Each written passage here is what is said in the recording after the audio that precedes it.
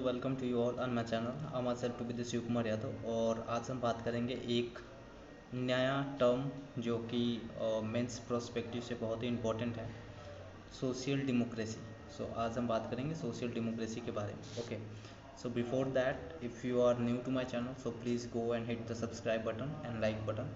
Okay, so start करते हैं। Social democracy बहुत ही सिंपल सी बात है कि सोशल डेमोक्रेसी क्या होता है। देखिए, combination of welfare of economic system, एक ऐसा सिस्टम जो सोशल और इकोनॉमिकल वेलफेयर की बात करता है। ठीक है, जहाँ पे हम इंक्लूड करते हैं social welfare plus economical system. अच्छा, सोशल वेलफेयर फॉर हुम?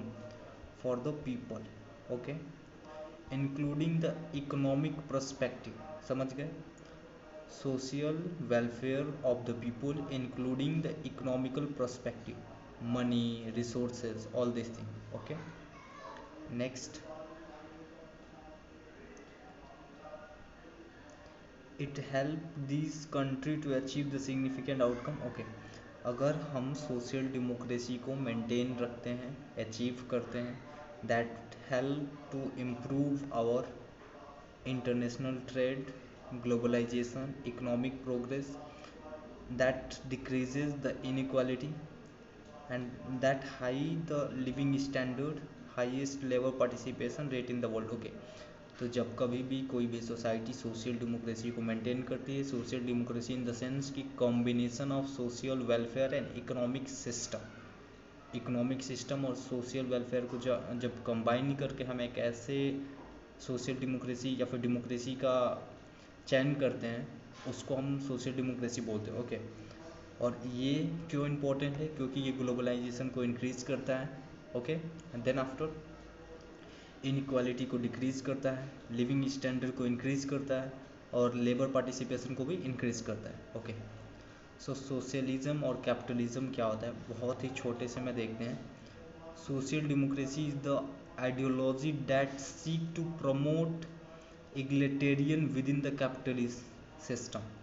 जो सोशल डेमोक्रेसी होता है, that seek to promote egalitarian within a capital system. Okay, this involve using a social and economical intervention to create, in order to create a fair and equal society within the capitalist framework. देखिए, जब कभी भी हम किसी society की बात करते हैं, so we have to focus to create a fair and equal society. Okay, तो अगर ऐसी सोसाइटी हम फॉर्म कर पाते हैं bye including the perspective of social welfare and economic aspect, so we can say that this is a social democracy. Okay, next, it is very much important that these all things are under the capitalist system. Why I am talking under the capitalist system? Because there is a system in which the market which is completely controlled by private sector. Okay, next,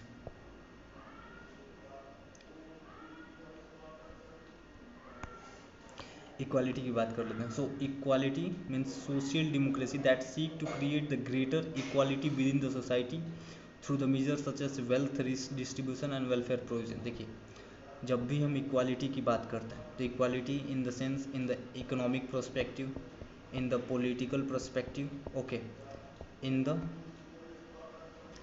environmental prospective. तो environmental prospective तो सब जानते हैं कि भाई आप, हम या फिर कोई भी हो, वो एयर कंज्यूम करता है, सबको राइट है। ऐसा नहीं है कि हवा कंज्यूम करने में भी किसी को रिस्ट्रिक्शन है, नहीं। वेलफेयर डिफाइंड है, वाटर हर कोई कंज्यूम कर सकता है, they have the right.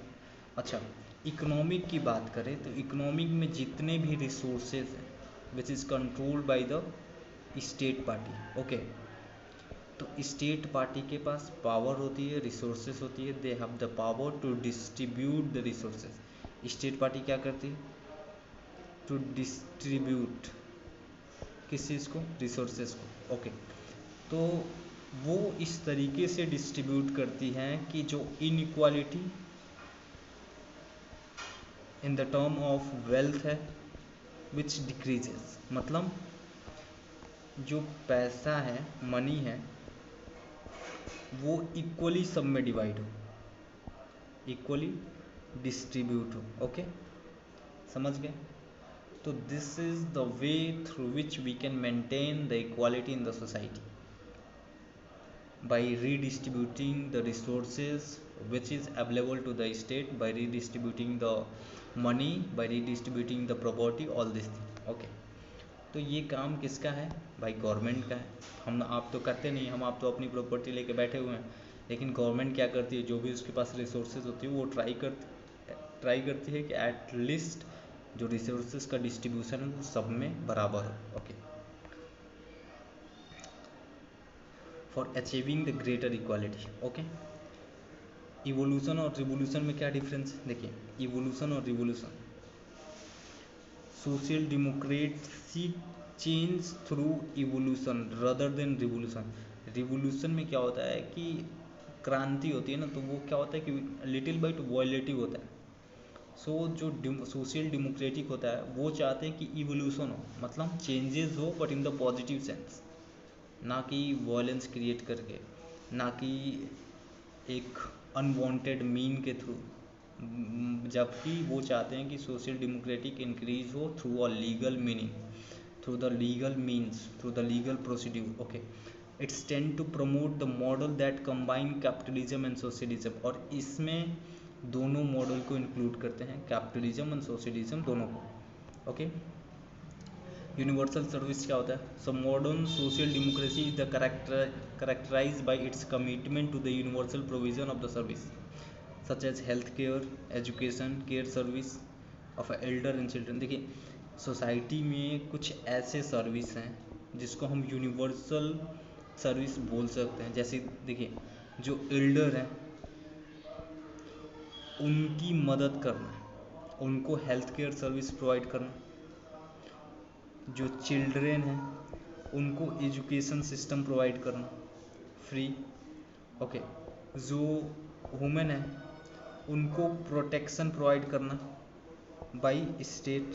So this is considered to be the universal service. Okay, so by using the concept of universal service, by using the concept of equality, the social democracy has been stabilized। समझ में आ गया? so this is all about the social democracy। और at the end हम एक दो line और पढ़ते हैं कि फीचर क्या क्या है। So feature of the social democratic system,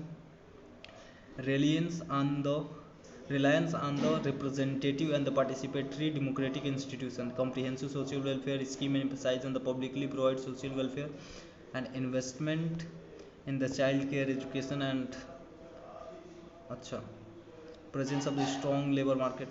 वही चीज़ें कह रहा है जो कि यहाँ पे हमने पढ़ा था। कहाँ पे पढ़ा था? यूनिवर्सल सर्विस में पढ़ा था, इक्वालिटी में पढ़ा था। ओके, तो सेम चीज़ें यहाँ पे भी लिखी हुई है।